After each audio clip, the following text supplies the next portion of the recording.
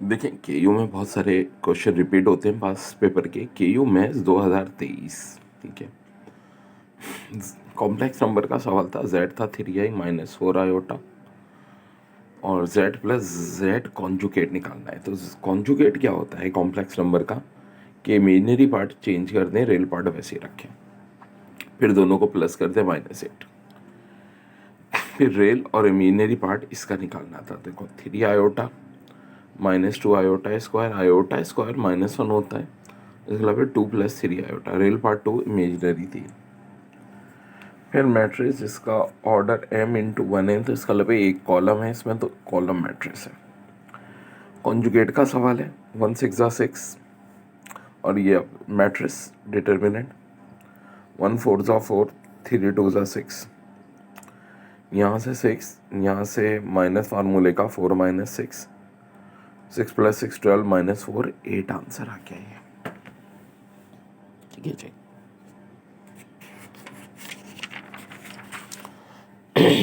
फिर magnitude of vector पूछे। ए है 3i - j + 2k, 3 का स्क्वायर 1 का स्क्वायर और 2 का स्क्वायर।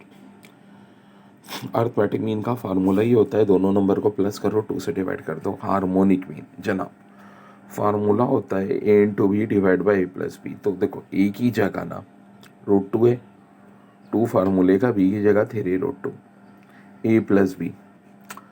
ऊपर मल्टीप्लिकेशन हुई, 3 2 6, √2 × 2, √2 कॉमन लो, 1 + 3 4, 12 को 4 से डिवाइड करो, 3/√2, और आंसर इस फॉर्म में दिया था, √2 से मल्टीप्लाई और डिवाइड कर लो, तो फाइनल आंसर ये आ जाएगा 1, x - 1, 3 Rn AP, then x equal to, तो second term minus first term equal to third term minus second term. अब ये x - 1 - 1 3 - x + 1, 3 + 1 कितना होता है 4 होता है, ये माइनस भी इधर आ गए, 2x = 6, तो x = 3।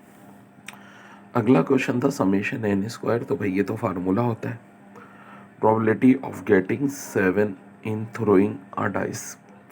सिंगल डाइस में 7 कैसे आ सकता है बच्चों, तो प्रोबेबिलिटी क्या हो जाएगी, 0 हो जाएगी। फिर if r = n, then n permutation r, ऊपर n वेक्टोरियल, नीचे n - r factorial. n factorial वैसे ही रहेगा बच्चों, n - r यानी 0 वेक्टोरियल।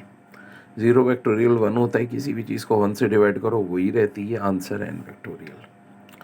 फिर कह रहे हैं dice rolled and coin is toss all the possible event. Dice को, और डाइस में 6 इवेंट्स होते हैं, कॉइन में 2, मल्टीप्लाई कर दो 12, आंसर आ जाएगा। 2 teams A and B are playing match, the probability that team A does not lose। तो ए ना लूज करने की भी हाफ होगी, बी ना लूज करने की भी हाफ होगी, तो आंसर हो जाएगा बच्चों हाफ। कि इफ कह रहे हैं द टर्म जो है independent of x in the expansion of a + x 2x की पावर n। तो देखो एक ट्रिक मैंने बताई थी कि पावर n है, ठीक है, तो पहली टर्म की पावर n ही इंडिपेंडेंट होगी, पहली टर्म a है तो a की पावर n इंडिपेंडेंट होगी। फिर कह रहे हैं coefficient of the last term in the expansion, ये भी मैंने बाइनोमियल में ट्रिक बताई थी, 2 - x की पावर 7 है। यहाँ देखो जो x का कोफिशिएंट है ना -1 है, पावर ऑड है, तो -1 ही रहेगी। फिर बड़ा अच्छा सवाल था, function f = x y l y mx real number, तो ये लीनियर रहेगा। If f is a a to b domain is equal to, तो ये b हो जाएगा। cos 3 अल्फा का formula 4 cos³ alpha - 3 cos alpha. उसके बाद ट्राइंगल में ए बी सी में बीटा का 90 डिग्री है, b² बराबर है c² + a² - 2ac cos beta. तो भाई ये कौन सा लॉ है, कोसाइन लॉ है। फिर ट्राइंगल के हवाले से फार्मूला पूछा था कि इन रेडियस का फार्मूला बताएं, तो एरिया अपॉन एस होता है बच्चों।